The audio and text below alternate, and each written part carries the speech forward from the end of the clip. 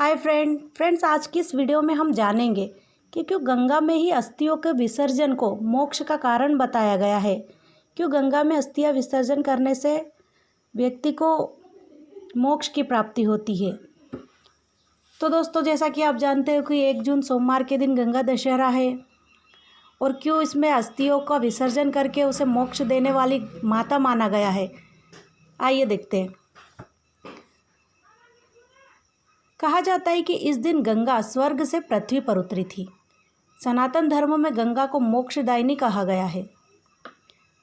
आज भी मृत्यु के बाद मनुष्य की अस्थियों को गंगा में प्रवाहित करना श्रेष्ठ माना जाता है। अस्थि विसर्जन के लिए हिंदू समाज में सबसे ज़्यादा महत्व गंगा नदी को ही दिया जाता है। हरिद्वार में हर की पौड़ी पर कपाल क्रिया और अस्थि विसर्जन किया जाता है। इसके पीछे कारण है और गंगा का इतिहास भी है। गरुड़ पुराण सहित कई ग्रंथों में जिक्र है कि गंगा को देव नदी या स्वर्ग की नदी कहा गया है या माना गया है। गंगा स्वर्ग से निकली नदी है जिसे भागीरथ अपनी तपस्या से पृथ्वी पर लेकर आए थे।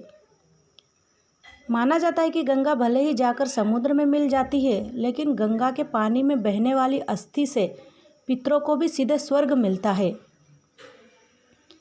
गंगा का निवास आज भी स्वर्ग ही माना गया है और इसी कारण अस्थियों का विसर्जन गंगा नदी में किया जाता है, ताकि जो भी उनके पूर्वज वगैरह है उनको स्वर्ग की प्राप्ति हो। गंगा का निवास आज भी स्वर्ग ही है। इसी सोच के साथ मृतदेही को अस्थियां गंगा में बहाई जाती है, जिससे कि महात्मा को स्वर्ग की प्राप्ति हो। मृत आत्मा स्वर्ग को प्राप्त कर ले, जिससे उसको मोक्ष प्राप्त हो जाए। पुराणों में बताया गया है कि गंगा तट पर देह त्यागने वालों को यमदंड का सामना नहीं करना पड़ता। महाभागवत में यमराज ने अपने दूतों से कहा है कि गंगा तट पर देह त्यागने वाले प्राणी इंद्रादि देवताओं के लिए भी नमस्कार योग्य है, तो फिर मेरे द्वारा उन्हें दंडित करने की बात ही कहाँ से आती है। उन प्राणियों की आज्ञा के मैं स्वयं अधीन हूँ।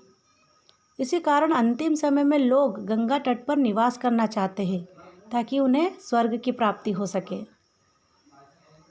पद्म पुराण में बताया गया है कि बिना इच्छा के भी यदि किसी व्यक्ति का गंगा जी में निधन हो जाए, तो ऐसा व्यक्ति सभी पापों से मुक्त होकर भगवान विष्णु को प्राप्त होता है।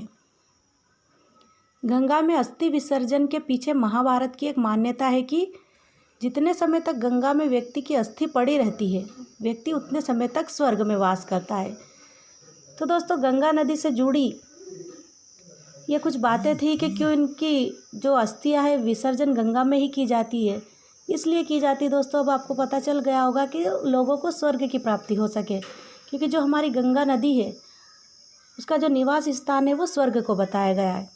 तो दोस्तों, आई होप ये जानकारी आपके लिए हेल्पफुल रही होगी और आपको जानकारी अच्छी लगी होगी। और अगर जानकारी अच्छी लगी तो प्लीज़ वीडियो को लाइक और चैनल को सब्सक्राइब कर लीजिए। Thank you watching for this video. Thank you.